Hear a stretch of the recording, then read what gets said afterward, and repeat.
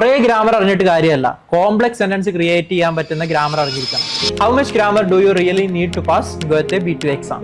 So Goethe B2 exam പാസ്സാകുന്ന സമയത്ത് കുറേ പേർക്കുള്ള സംശയമാണ്, നമ്മൾ എത്രയോ ഗ്രാമർ ടോപ്പിക് A1 മുതൽ B2 വരെ പഠിക്കുന്നുണ്ട്.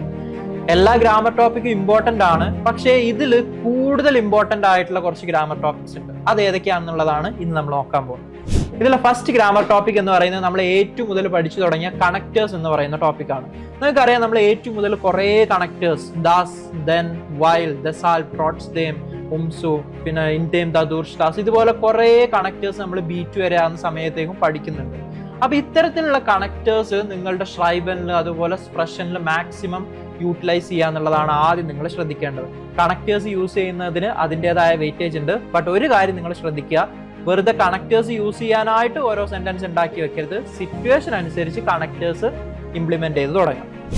സെക്കൻഡ് ഗ്രാമർ ടോപ്പിക് എന്ന് പറയുന്നത് സ്വൈറ്റൈലിയ കണക്ടോറിനാണ്. നിങ്ങൾക്കറിയാം, ഡബിൾ കണക്ടേഴ്സ് നിങ്ങൾ യൂസ് ചെയ്തിട്ട് സെന്റൻസ് ക്രിയേറ്റ് ചെയ്യും. അത് നിങ്ങൾ ഫോർട്ടൈൽ, നാക്ടൈൽ, അതായത് അഡ്വാൻറ്റേജ്, ഡിസഡ്വാൻറ്റേജ് പറയുന്ന സമയത്ത്, ഒപ്പീനിയൻസ് ഒക്കെ പറയുന്ന സമയത്ത്, ഈ സമയത്തൊക്കെ നിങ്ങൾക്ക് സ്വൈറ്റൈലിയ കണക്ടോറിൻ യൂസ് ചെയ്യാം. സോ സ്വൈറ്റൈലിയ കണക്ടോറിനായിട്ടുള്ള നിഷ്നുവർ, സോണ്ടേണൌ, ഐനർ സൈറ്റ്സ്, അന്തർ സൈറ്റ്സ്, അപ്പൊ ഇത്തരത്തിലുള്ള കണക്ടേഴ്സ് യൂസ് ചെയ്യുന്ന സമയത്ത് നിങ്ങൾക്ക് ഓട്ടോമാറ്റിക്കലി B2 എക്സാംസിന് വെയിറ്റേജ് കൂടും. സോ നേരത്തെ പറഞ്ഞ പോലെ തന്നെ ഈ കണക്ടേഴ്സ് യൂസ് ചെയ്യണം എന്ന് വിചാരിച്ചിട്ട് സെന്റൻസ് ക്രിയേറ്റ് ചെയ്യരുത്. സിറ്റുവേഷൻ വരുന്ന സമയത്ത് ഇത് യൂസ് ചെയ്തിട്ട് തുടങ്ങണം. തേർഡ് ഗ്രാമർ ടോപ്പിക് എന്ന് പറയുന്നതാണ് പാസീവ്. നിങ്ങൾ ഏകദേശം B1 ലെവൽ മുതലാണ് പാസീവ് സ്റ്റാർട്ട് ചെയ്യുക. അത്യാവശ്യം നിങ്ങൾ സൂക്ഷിച്ച് കൈകാര്യം ചെയ്യേണ്ട ഒരു ടോപ്പിക്കാണ് പാസീവ് എന്ന് പറയുന്നത്. സോ ഇവിടെ എനിക്ക് നിങ്ങൾക്ക് തരാൻ പറ്റുന്ന ഒരു ടിപ്പ് എന്ന് പറയുന്നത്, നമുക്ക് വരുന്ന ടോപ്പിക്സിന് നിങ്ങൾ കുറച്ച് പാസീവ് സെന്റൻസ് മുൻകൂറായിട്ട് പഠിച്ചു വെക്കാം. ഇത് എക്സാം പാസ്സാവാനുള്ള ട്രിക്ക് മാത്രമാണ്. ഫോർ എക്സാമ്പിൾ, എൻവിറോൺമെന്റ് റിലേറ്റഡ് ആയിട്ട് വരുന്ന സമയത്ത് നിങ്ങൾക്ക് അറിയാവുന്ന ഒരു പാസീവ് സെന്റൻസ് ബൈ ഹേർട്ട് ആയിട്ട് വെക്കുക.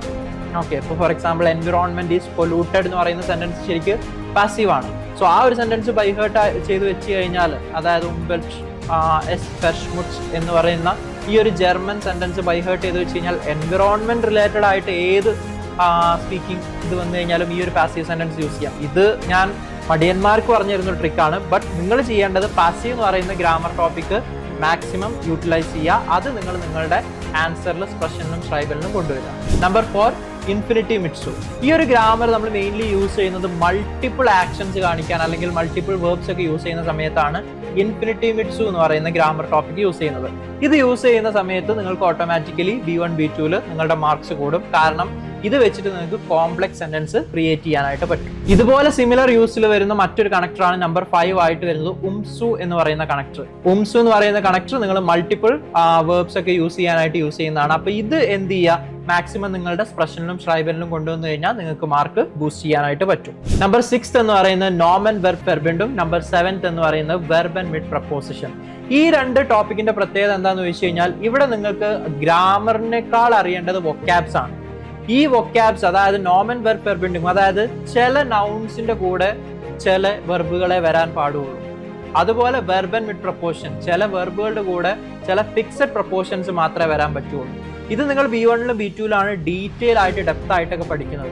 അപ്പൊ ഇത്തരത്തിലുള്ള വൊക്കാബ്സ് മാക്സിമം നിങ്ങളുടെ B1 B2 സ്പ്രഷനിലും ഷ്രൈബനിലും യൂസ് ചെയ്യുന്ന സമയത്ത് നിങ്ങളുടെ മാർക്സിൽ നല്ല ബൂസ്റ്റ് വരും. അപ്പൊ ഈ ഒരു 7 കാര്യങ്ങളാണ് നിങ്ങൾ B1 B2 എക്സാം അറ്റൻഡ് ചെയ്യുന്ന സമയത്ത്, എസ്പെഷ്യലി സ്പ്രഷനും ഷ്രൈബനും അറ്റൻഡ് ചെയ്യുന്ന സമയത്ത് മെയിൻലി ശ്രദ്ധിക്കേണ്ടത്. അപ്പൊ ഈ 7 കാര്യങ്ങൾ നിങ്ങൾ നല്ല രീതിയിൽ ഓർഗനൈസ് ചെയ്ത്, ഈ നല്ല രീതിയിൽ ഓർഗനൈസ് ചെയ്തെന്ന് മീൻസ് ഞാൻ ഉദ്ദേശിച്ചത് ഇത് യൂസ് ചെയ്യാനായിട്ട് സെന്റൻസ് ക്രിയേറ്റ് ചെയ്യല്ല, സിറ്റുവേഷൻ അനുസരിച്ച് ഇവയൊക്കെ കവർ ചെയ്തു പോകുന്ന രീതിയിലാണ് നിങ്ങൾ പ്രസന്റേഷൻ ചെയ്യുന്നത് അല്ലെങ്കിൽ ഷ്രൈബൻ ചെയ്യുന്നതെങ്കിൽ നിങ്ങൾക്ക് ഈസി ആയിട്ട് മാർക്സ് ബൂസ്റ്റ് ചെയ്യാനായിട്ട് പറ്റും. ഇപ്പൊ ഇത്രയും കാര്യങ്ങൾ നിങ്ങൾ അറിഞ്ഞതിന് ശേഷം ഇത് എങ്ങനെ നിങ്ങൾ ചെക്ക് ചെയ്യും, അതായത് നിങ്ങൾ എഴുതിയതൊക്കെ ശരിയാണോ അല്ലെങ്കിൽ ഇതുപോലെ തന്നെയാണോ എഴുതേണ്ടത്? അവിടെ നിങ്ങൾ ചെയ്യേണ്ടത്, ഒന്നെങ്കിൽ ഞാൻ പറഞ്ഞ പോലെ നിങ്ങൾക്ക് ഓൾറെഡി ലാംഗ്വേജ് പാസ് ആയിട്ടുള്ള അല്ലെങ്കിൽ B2 റീസെന്റ് ആയിട്ട് പാസ് ആയിട്ടുള്ള അല്ലെങ്കിൽ ഒരു എക്സ്പേർട്ടിന്റെ അടുത്ത് നിങ്ങൾ നിങ്ങളുടെ മാക്സിമം എഫേർട്ട് എടുത്ത് എഴുതിയ ഒരു ആൻസർ കാണിച്ചിട്ട് എന്തൊക്കെയാണ് അതിൽ ചേഞ്ച് ചെയ്യേണ്ടത് അതിന്റെ സജഷൻസ് നിങ്ങൾ കളക്ട് ചെയ്യാം. സെക്കൻഡ്, നിങ്ങൾക്ക് ചെയ്യാൻ പറ്റുന്നത് AI ടൂളൊക്കെ യൂസ് ചെയ്തിട്ട് AI യോട് ചോദിക്കുക എന്തൊക്കെ സജഷൻസ് അല്ലെങ്കിൽ എന്തൊക്കെ ചേഞ്ചസ് ആണ് ഞാൻ അവിടെ വരുത്തേണ്ടതെന്നുള്ളത്.